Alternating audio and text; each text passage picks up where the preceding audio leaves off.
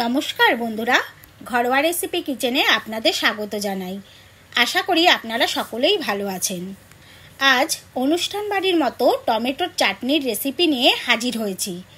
শেষ পাতে এই রকম টমেটোর চাটনি থাকলে খাওয়ার মজাটাই কিন্তু আলাদা। একবার অবশ্যই ট্রাই করবেন। তাহলে চলুন বন্ধুরা, দেখে নেওয়া যাক আমি এই চাটনির রেসিপিটি কিভাবে তৈরি করলাম। দেখুন বন্ধুরা, অনুষ্ঠান বাড়ির মতো টমেটোর চাটনি তৈরি করার জন্য এখানে আমি 1 কেজি টমেটো নিয়েছি। আর টমেটোগুলোকে আমি ভালো করে ধুয়ে রেডি করে নিয়েছি। আর দেখুন বন্ধুরা, এখানে আমি কিছুটা ড্রাই ফ্রুট নিয়েছি। এখানে আমি কিছুটা কিশমিশ নিয়েছি, কিছুটা কাজু নিয়েছি, আর 150 গ্রাম মতো খেজুর আমি একদম ছোট ছোট করে কেটে নিয়েছি। আর এখানে আমি 200 গ্রাম মতো আমসত্ত্ব, সেটাও আমি এরকম ছোট ছোট কেটে নিয়েছি। আর এখানে আমি 300 গ্রাম চিনি নিয়েছি। আর মিষ্টিটা কিন্তু সম্পূর্ণ আপনাদের উপর, আপনারা যে যেরকম মিষ্টি পছন্দ করেন সেই অনুযায়ী মিষ্টিটা ইউজ করবেন। আর ড্রাই ফ্রুটটাও কিন্তু সম্পূর্ণ আপনাদের ওপর, যে যেরকম ড্রাই ফ্রুট ইউজ করতে চান আপনারা দিয়ে নিতে পারেন। এবার সবার প্রথমে আমি টমেটোগুলোকে একটু রাফলি কেটে নেব। দেখুন, টমেটোটাকে আমি একদম কিন্তু রাফলি ভাবেই কেটে নেব। টমেটোর এই যে এখানে এই অংশটা এইভাবে কেটে বাদ দিয়ে দেব। তারপর এরকম ভাবে আমি 4 খণ্ড করে নেব। এইভাবে কিন্তু আমি সমস্ত টমেটোগুলো কেটে নেব।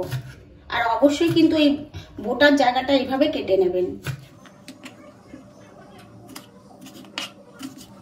দেখুন বন্ধুরা, আমি টমেটোগুলোকে কিন্তু সব কেটে নিয়েছি। এবার আমি একটা মিক্সিং জার নিয়েছি। এবার এই টমেটোগুলোকে আমি দুবারে পেস্ট করে নেব। একবারে তো হবে না এতগুলো টমেটো, 2-3 বারে আমার পেস্টটা করতে হবে।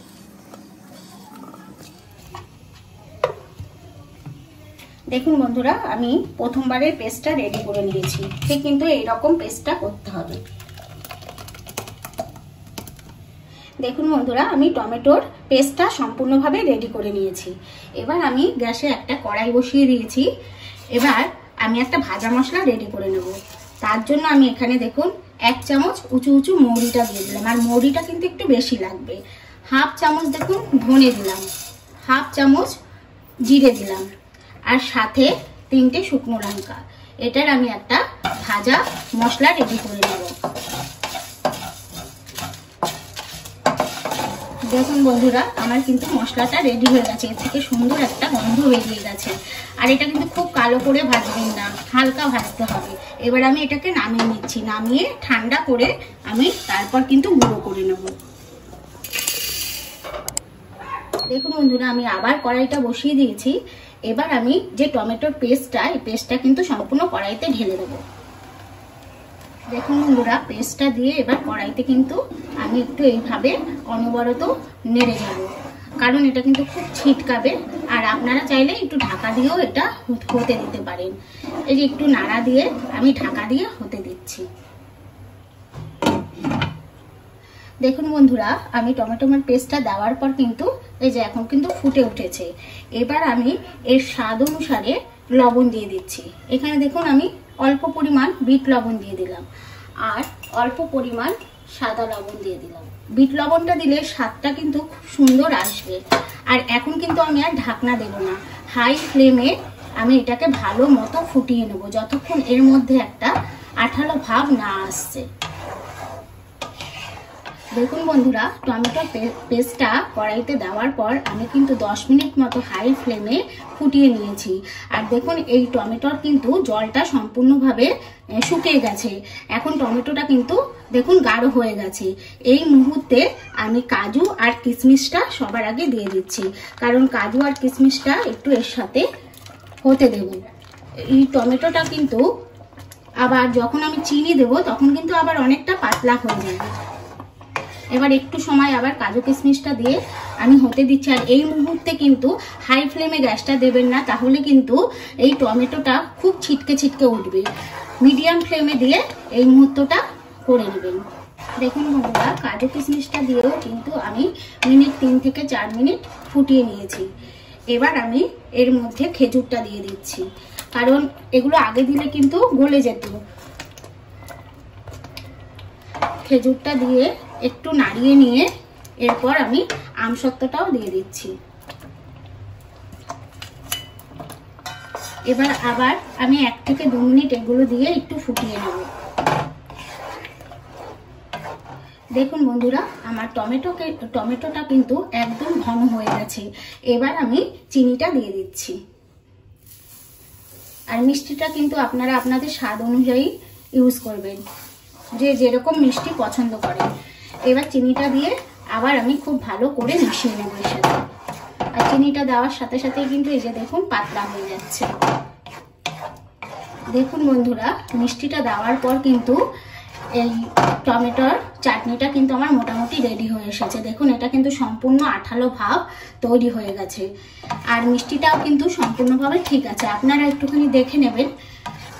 এবার আমি যে ভাজা মশলাটা রেডি করে রেখেছিলাম, সেই ভাজা মশলাটাকে আমি এইভাবে গুঁড়ো করে নিয়েছি। আর গুঁড়োটা কিন্তু একদম খুব মিহি করিনি, একটু আধ ভাঙা দেখুন একটু গুঁড়োটা আছে। এবার এটার আমি 1 চামচ এর মধ্যে দিয়ে দিচ্ছি, দিয়ে একটু মিশিয়ে দিচ্ছি। আর বন্ধুরা, এইভাবে যদি আপনাদের অনুষ্ঠান বাড়ির মতো টমেটো চাটনি ভালো লেগে থাকে, তাহলে অবশ্যই কিন্তু বাড়িতে একবার ট্রাই করবেন। খেতে কিন্তু অসাধারণ হয়। আর ভালো লাগলে আমাকে একটা কমেন্ট করে জানাবেন। আর আমার ভিডিওতে লাইক দেবেন, সবার সাথে শেয়ার করবেন। আর নতুন বন্ধুরা আমার চ্যানেলটি সাবস্ক্রাইব করে পাশে থাকা বেল বাটনটি প্রেস করে দেবেন পরবর্তী ভিডিওর নোটিফিকেশন পাওয়ার জন্য। এবার আমি এর মধ্যে 1 চামচ ঘি দিয়ে দিচ্ছি। ঘিটা দিয়েও আমি একটু মিশিয়ে দিচ্ছি, তাহলেই কিন্তু আমার চাটনিটা সম্পূর্ণভাবে রেডি। এবার আমি গ্যাসটা বন্ধ করে দিচ্ছি। বন্ধ করে দিয়ে আমি একটা পাত্রে নামিয়ে নেব।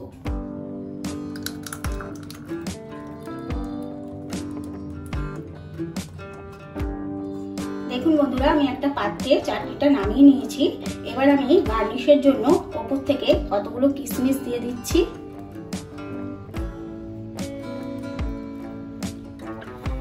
আর কতগুলো আমসত্ত্ব ছোট ছোট টুকরো, সেগুলো দিয়ে দিলাম।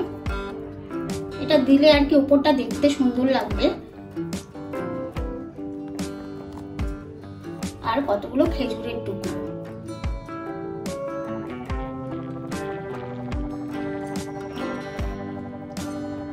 এবার আমি যে ভাজা মশলাটা করেছিলাম, সেই ভাজা মশলাটা অল্প পরিমাণ উপর থেকে দিয়ে দিচ্ছি।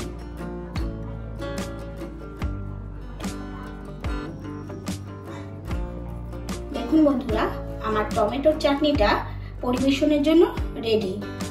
তাহলে বন্ধুরা, আজ এই পর্যন্ত। আবার দেখা হবে নতুন একটি রেসিপির সাথে। সকলে ভালো থাকবেন, সুস্থ থাকবেন।